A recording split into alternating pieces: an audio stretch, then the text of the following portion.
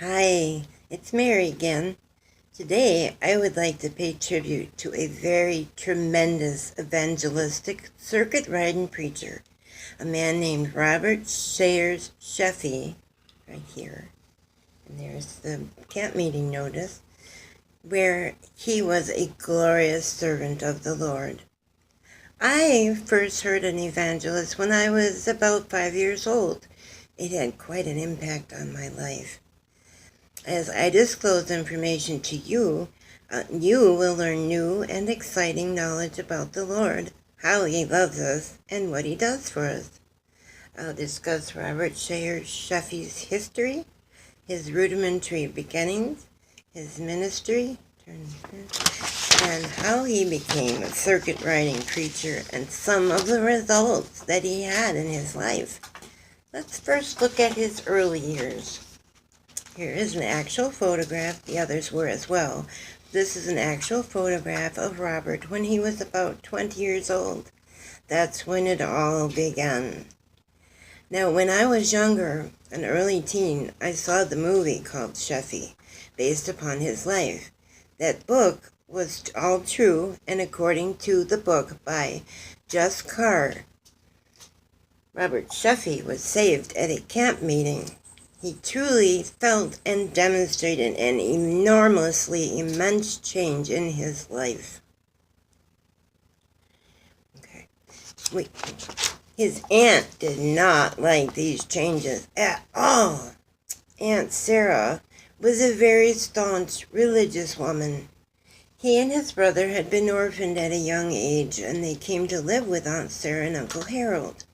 Well, unfortunately, Uncle Harold, he died not too many years ago at this time, and Robert was left to the ideas of his aunt. Now, they were Methodist, and he stayed Methodist all of his life, but at that time it was much more like the rigidity of the Catholic Church that we see later on, and actually as far back as the Renaissance or even today.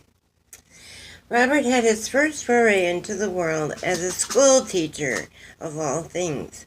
He had been saved at a camp meeting, and he wanted to go to camp meetings along the way. Well, summer had just passed, and he didn't quite know what to do because the camp meetings would be coming up in the fall, but then they would only last a while. And he had no money of his own. Now, I meant to say that Harold and Sarah had a lot of money. They were very affluent.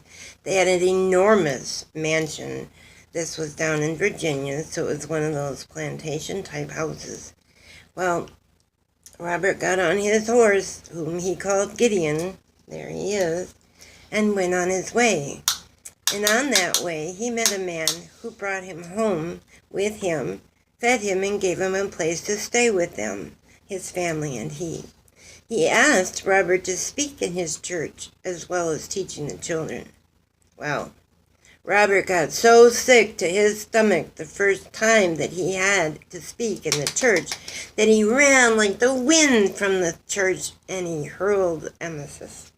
Oh boy, the man ran out and wrestled him to the ground and brought him back to finish the sermon with excellent results, I may say.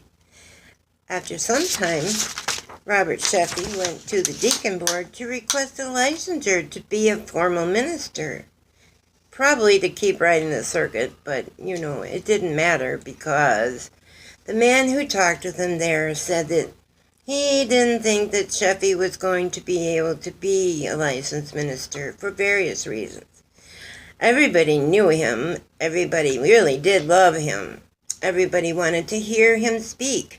But the problem was, this particular man at the board of deacons said, "You have such odd proclivities, Sheffey. You pray and you talk as if you're talking to God himself." Oh boy. Well, Robert wasn't that impertinent, but a little impertinence shone through, and he said, "Well, sir, with whom do you speak when you pray?" Well, that didn't go over very well. Now, I read about that in an article by Robert Scott, It was Robert Sheffey, mountain preacher and man of prayer from 2013. He talked to everyone along his journey, stopping often to pray over and with the folks. One time, as we see in the film Sheffey, came upon a man who had a very prolific still. The film, I meant to say, was from 1977, produced by Bob Jones University in what they call unusual studios.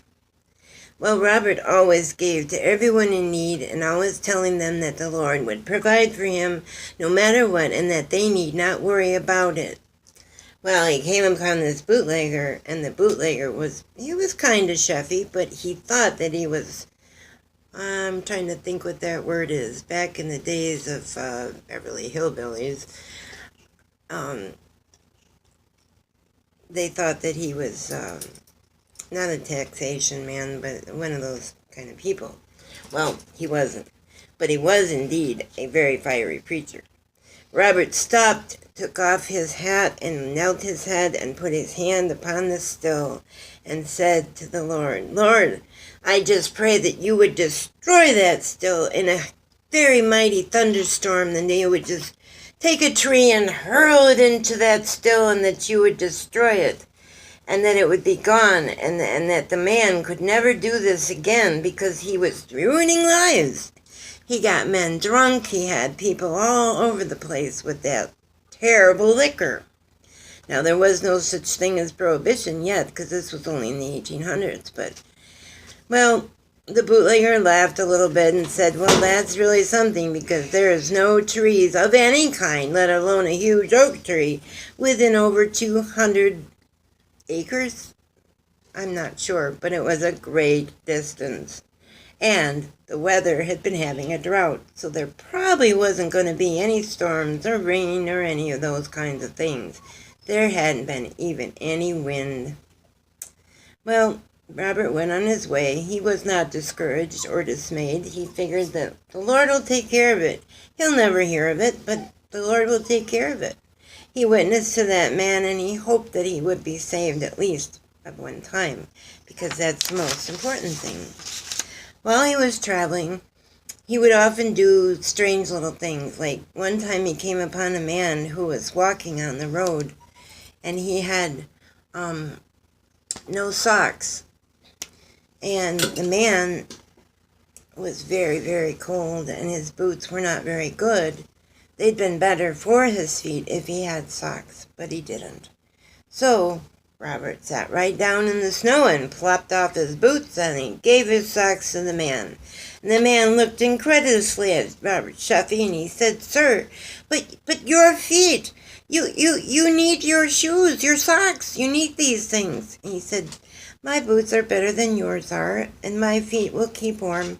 The Lord will provide. Don't worry." Well, he did do that, and these are the ways that he did these things. While he was traveling, he decided he had best go home to see his aunt. Just a moment, please. What do I do with it? Don't worry about it. Well, anyway, I'm sorry. We had a little technical difficulty because my hands get in the way. He decided to go home and make things right with Aunt Sarah, but sadly, he arrived home 2 days after she died. She left him a beautiful letter of forgiveness, as well as asking for his, and telling him of her salvation, and left him a wonderful parting gift, a precious lamb's wool. I know it's hard to see the picture because it's faded, because she told him to write upon it and pray upon it, which he did for the rest of his life. So this is in the museum down in Virginia, about which they talk about his life. Now that we talked about Sheffey's early years, let's go on and see some of his older years and his remaining. As Robert traveled back and forth on the circuit, he would pass by a 2-story homestead in Virginia, not far from his original home. The family he met there were fine Christians and welcomed him into their home, and telling him that he, too, was to feel that the home was his, and that as often as he could be there, they would welcome him with open arms. Well, the couple had an only daughter. Her name was Eliza. Elizabeth for long, but Robert called her Eliza as well as everyone else. He met her, he fell madly in love with her, and she with him. She was about 20 years his junior.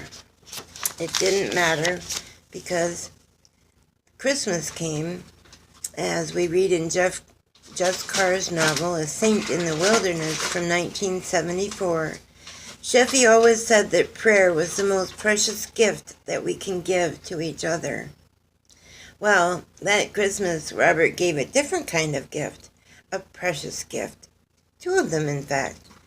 One, he gave Eliza a lovely book with a gold-edged trim and a proposal of marriage. She gave him, guess what, a lovely pair of socks which she made herself, just in time answer for the prayers that he himself alone and Gideon had about the socks that he had given away. He had told the family that he had been married previously, that he had been a widower for 10 years, and he had 6 grown children. Well, they had gotten married, and he came and started traveling again. And of course, she knew he wouldn't stop. And this is the little boy that he and Eliza had together. His name was Edward. He was a fine young lad, and he loved his dad and his mom so much, and he loved the Lord with all his heart. Once after he left and was traveling, he came upon an unwed mother who had just had a baby, an unwed mother, and there was no father, and she asked forgiveness about this of Sheffey. He said, "You need not ask me. You can tell the Lord." And he abdicated her and prayed and asked God to place his hands on that little baby boy's life. And that one time that the baby would grow up and be a man of God and would win more souls to the Lord than he could count. Of course, he knew he'd never know, but it didn't matter because God would. Then there was another instance where at the camp meetings, they would, this is his Bible, by the way, they would meet together, the preachers would talk, and one night he met a preacher who told him about a wonderful man whose son had served the Lord as well, and he's very young though, and that man, it was probably 25 years, had a still, and he told Sheffey the story of how a giant oak tree far, far in the distance had come crashing down the mountain, just dancing on down in the wind, and crashed right into the still and totally destroyed it. Well, the man was taken aback and knew exactly why God had allowed that to happen, because he had a very prolific still that was messing up many people's lives, just as Sheffey told him. And Sheffey had also told him that he wouldn't worry because God would take care of everything, which it did. Which he did. One day, Robert was on the road and he came upon this family, and it was in the middle of winter. The family's horse had dropped dead, and they had a wagon and full of children. There was a blizzard going on and no way to get anywhere. They would have died out there. God spoke to him, Sheffey. He got down off of Gideon and he knelt on his fleece. And then he got a very strange look on his face. And he stood up again and the man said, "Sir, is anything wrong, Mr. Sheffey?" He said, "Nope, not one little bit. I was going to pray about this situation, but there's no need. God already had a way. He told me so." And he took the equipment that he needed off of Gideon and handed the reins over to the family. And as they drove away, the Lord spoke to him again and he said, "Lord, I know that this is so hard, and I asked why you took so much, but I knew he wasn't mine. He was only yours, Lord, and you let me use him." So that is what happened in that instance. Now, they often called those camp meetings Robert Sheffey camp meetings, but there was a strange young woman that used to come to the services.